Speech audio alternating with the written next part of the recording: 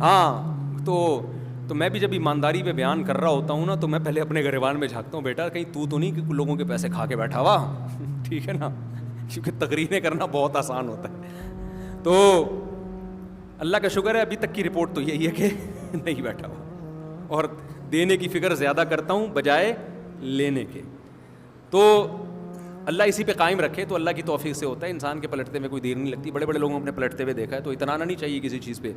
تو میں عرض کر رہا تھا کہ کنجوسوں کی دو قسمیں میں نے بیان کی تھیں. ایک وہ قسم ہوتی ہے، بار بار اس لیے کہ تاکہ اس سے لنک کروں نا میں، ایک قسم وہ ہوتی ہے کہ جو دوسرے کو دیتے نہیں ہیں، اس پر رحم نہیں کھاتے. اس سے بڑا کنجوس وہ ہوتا ہے جو کم وقت دوسرے کا پیسہ دبا کے بیٹھا ہوا ہے، مکان کا کرایہ نہیں دے رہا، پیمنٹ نہیں کر رہا، ترخا رہا ہے، ٹہلا رہا ہے. اسی طرح ڈاکوؤں کی بھی کتنی قسمیں ہیں؟ دو. ایک وہ ڈاکو گھر پہ آئے جوتے مار کے بھگاؤ گے آپ، جو موبائل سے لوگوں کے پیسے چھینتا ہے. وہ چور ہے جو مسجد سے چپل چراتا ہے. ایک چور وہ ہے جو اس سے بڑی بڑی چوریاں کرتا ہے مگر اس کی عزت پہ بھی کوئی آنچ نہیں آتی، اور سوسائٹی میں بھی اس کی بہت زیادہ رسپیکٹ کی جاتی ہے، اور عمرہ بھی کرتا ہے اور وہ حج بھی کرتا ہے. یہ چور وہ ہوتا ہے جو بہنوں کی وراثت کھا کے بیٹھا ہو. ابا کے انتقال کو 20 سال ہو گئے، بہنوں کو حصہ نہیں دے رہا. سمجھتے ہیں؟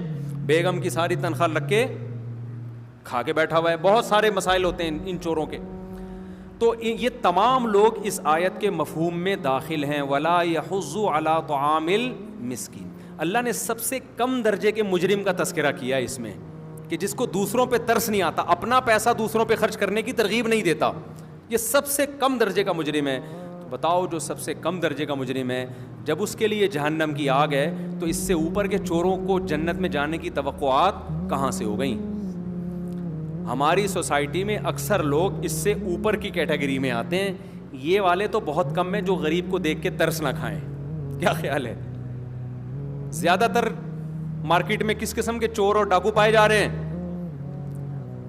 اوپر کے زیادہ پائے جا رہے ہیں. تو اپنا محاسبہ کرنا چاہیے میرے بھائی، روزانہ دیکھو یار. اور یہ کوالٹی اس وقت تک پیدا نہیں ہوگی، دینے کا جذبہ، جب تک دنیا کو مسافر خانہ نہیں سمجھو گے. خدا کی قسم کوئی موٹیویشن آپ کو موٹیویٹ نہیں کر سکتی. موٹیویشنل اسپیکرز کی تقریریں سن سن کے آپ کے سر کے بال گنجے ہو جائیں. خود وہ موٹیویشنل اسپیکر اس وقت تک سخی نہیں بن سکتا جب تک آخرت پر ایمان نہ لائے اور موت کے بعد کی زندگی کا قائل نہ ہو، خدا کے وجود پر اس کا ایمان نہ ہو. نہیں آئی بات میرا خیال ہے. وجہ اس کی یہ ہے کہ دیکھو، آپ اگر اللہ کو آخرت کو بیچ سے نکال دیتے ہو، اگر آپ کس کو نکال دیتے ہو؟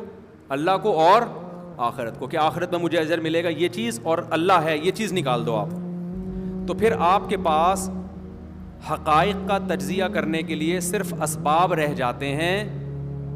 پھر آپ کا خدا کیا بنے گا؟ اسباب. جیسے گورے نے کس کو خدا بنایا ہوا ہے؟ اسباب کو. وہ ہر بات کہتے ہیں بھائی کوئی لاجک ہونی چاہیے اس کی. آپ کہیں نہیں اللہ کرے گا. اللہ کیا کرے گا بھائی؟ اللہ کیوں کرے گا؟ لاجک کی بات کرو یار. نلکے میں پانی نہیں آ رہا، ٹینکی میں پانی نہیں ہے، تو نلکے میں کسی کا باپ پانی لا سکتا ہے؟ بھائی آپ کو اللہ لے آئے گا کہ کہاں سے؟ آج تک تو ہم نے دیکھا نہیں ہے. نل کا کھولو گے تو پانی ہوگا تو آئے گا، ورنہ کون لائے گا؟ کیا خیال ہے بھائی؟ لیکن اگر آپ کا اللہ کے وجود پر ایمان ہے،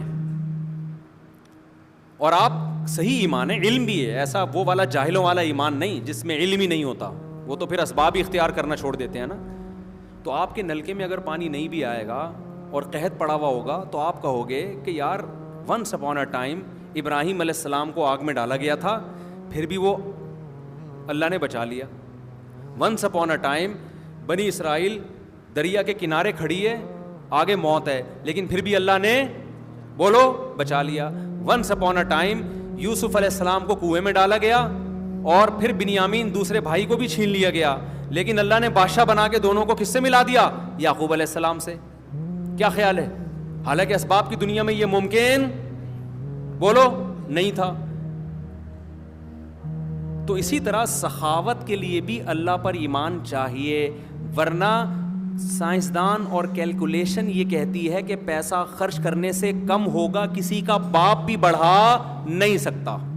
یہ کامل طور پہ یا تو یہ ڈنڈے کے زور سے ہوتا ہے، ڈنڈے کے زور سے ہوتا ہے، ورنہ یہ جب تک آپ کے دل میں آخرت نہیں ہوگی. کیونکہ اسباب یہ کہتے ہیں کہ پیسہ خرچ کرنے سے ہمیشہ کیا ہوتا ہے؟ کم. دنیا میں جتنے ماہرین معیشت ہیں آپ سب کو بٹھا لے, سب یہی کہیں گے کہ بھائی جب خرچ کرو گے تو 1000 تھے تو 500 رہ جائیں گے نا. لیکن اللہ کیا کہتا ہے کہ صدقہ کرنے سے مال کیا ہوتا ہے؟ بڑھتا ہے.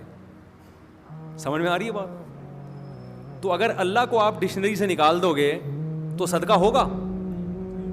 اچھا چلو فرض کر لیتے ہیں صدقہ کرنے سے مال کم ہوتا ہے, لیکن آدمی کہتا ہے چلو کم ہوتا ہے آخرت میں تو مل جائے گا نا. تو اگر آخرت بھی آپ نے نکال دی, اللہ بھی ڈکشنری سے نکال دیا, تو آپ سخاوت کے علاوہ پھر کسی اور چیز پہ ورک کرو. آپ کہہ سکتے ہیں ہم نے تو بڑے بڑے غیر مسلم بڑے سخی دیکھے ہیں. ہوتا بھی ہے ایسا, بعض غیر مسلم حضرت ابو طالب تھے, عبد المطلب نبی کے دادا اور چچا, یہ تو غیر مسلم تھے, اس کے باوجود یہ بہت زیادہ بولو سخی تھے. خوب سمجھ لیں یہ غیر مسلم ہو کے بھی اللہ پر اور آخرت پر ایمان رکھتے تھے, کیونکہ دین ابراہیمی کو یہ مانتے تھے. شرک ایک الگ چیز ہے, مشرک سخی ہو سکتا ہے بشرطے کہ اللہ پر بہرحال ایمان رکھے. وہ الگ بات ہے, شرک کی وجہ سے اس کی سخاوت قبول نہیں ہوگی. لیکن یہ جو آج کل لبرلزم پھیل رہا ہے نا, اس میں سخاوت کا تصور نکال دیں دماغ سے. آپ بات سمجھ میں آ رہی ہے کہ نہیں آ رہی ہے؟ ان میں بڑے بڑے سخی جو اگر آپ کو نظر آتے ہیں نا, تو وہ آپ کو بڑے اس لیے لگ رہے ہوتے ہیں کہ آپ کے پاس آپ کے دکان پکوڑوں کی ہوتی ہے اور باتیں آپ کروڑوں کی کر رہے ہوتے ہیں. ان کے پاس دولت اتنی ہوتی ہے کہ اس کو سنبھالنے کا ان کے پاس کوئی ذریعہ نہیں ہوتا. اتنی زیادہ دولت میں سے پھر یہ بہت سارے ٹرسٹ کے کام کر رہے ہوتے ہیں کہ یار چلو یہاں لگا دو, یہاں لگا دو, یہاں لگا دو, کہ ظاہر ہے کتنا کھائے گا آدمی. اور پھر یہ بھی انسان میں ایک جذبہ ہے کہ میرے مرنے کے بعد لوگ تعریف کریں, زندگی میں بھی تعریف کریں. یہ بھی ایک جذبہ ہے کہ لوگ کیا کہیں گے, یار ارب پتی آدمی ہے, کبھی کسی غریب کو ایک نوالا نہیں کھلایا. جیسے آپ کے گھر میں مہمان آتے ہیں, آپ کھلاتے ہیں نا ان کو, سخاوت بعض دفعہ یہ سخاوت کی وجہ سے بعض دفعہ اس بیس پہ کھلا رہے ہوتے ہیں کہ یار نہیں کھلایا تو کیا میرے بارے میں لے کے جائے گا کہ کیسا کنجوس آدمی ہے. یہ ہوتا ہے کہ نہیں ہوتا؟ تو یہ وہ سخاوت نہیں ہے جو اسلام چاہتا ہے. یہ تو ایک سوسائٹی کا ایک حصہ ہے کہ یار اپنی آپ کو بے عزتی سے بچانے کے لیے آپ کو خرچ کرنا پڑتا ہے. تو پوری دنیا میں یہ اصول ہے کہ جو بھی غریبوں کی مدد کرتا ہے, چاہے مسلم و غیر مسلم, لوگ اس کی کرتا ہے, لوگ اس کی تعریف کرتے ہیں. تو بہت سے لبرل لوگ یہ کام کر رہے ہوتے ہیں, لیکن ان کا بڑا مقصد کیا ہوتا ہے؟ تاکہ ہمارا نام لوگوں میں زندہ رہے. یا ویسے ہی کسی غریب پہ ترس کھا لیتے ہیں, وہ تھوڑا بہت خرچ کر دیتے ہیں, وہ تھوڑا بہت آپ کو بہت لگ رہا ہوتا ہے, لیکن ان کی ارننگ کے لحاظ سے وہ بہت نہیں ہوتا, وہ بہت تھوڑا ہوتا ہے. تو حقیقی معنوں میں سخی بننے کے لیے جو اسلام جس قسم کی سخاوت آپ سے چاہتا ہے کہ دائیں ہاتھ سے دو بائیں کو پتہ بھی نہ چلے, اور دوسروں کا حق دے دو, کسی کا حق نہ دباؤ, اس سخاوت کے لیے جب تک آپ کا آخرت پر اور اللہ پر ایمان نہیں ہوگا آپ سخی نہیں بن سکتے. بلکہ آپ کو سخاوت کے بیان ہی برے لگیں گے کہ یار یہ جیسے میں نے بیان کیا تھا نا, ذاتی گھر نہ بناؤ, بہت سے لوگوں کو بہت برا لگا ہے وہ بیان, اتنا برا لگا. میں نے خود کمنٹس پڑھے, خاتون نے لکھا اس مولوی کے بیان مت سنا کرو, بہن اس کے بیان کو کمنٹ کر رہی تھی وہ. حالانکہ میں نے ذاتی گھر کی مخالفت نہیں کی, میں نے کہا ایک اسٹیپ ایسا ہے اس میں بنا سکتے ہو, اپنے پیٹ کاٹ کے کیوں بنا رہے ہو. لیکن ان کا کانسیپٹ یہ کہ نہیں پاپے چائے میں پاپے ڈبو کے کھاؤ, لیکن گھر اپنا ہونا چاہیے. تو وجہ کیا ہے کہ جب تک آپ مسافر خانہ نہیں سمجھیں گے نا دنیا کو, تو یہ باتیں آپ کی سمجھ میں بولو نہیں آئیں گی. مسافر خانہ نہیں سمجھ رہے آپ, اسی کو سمجھ رہے ہو میں نے یہاں بیٹھ کے ہمیشہ زندگی گزارنی ہے, تو پھر تو یہ باتیں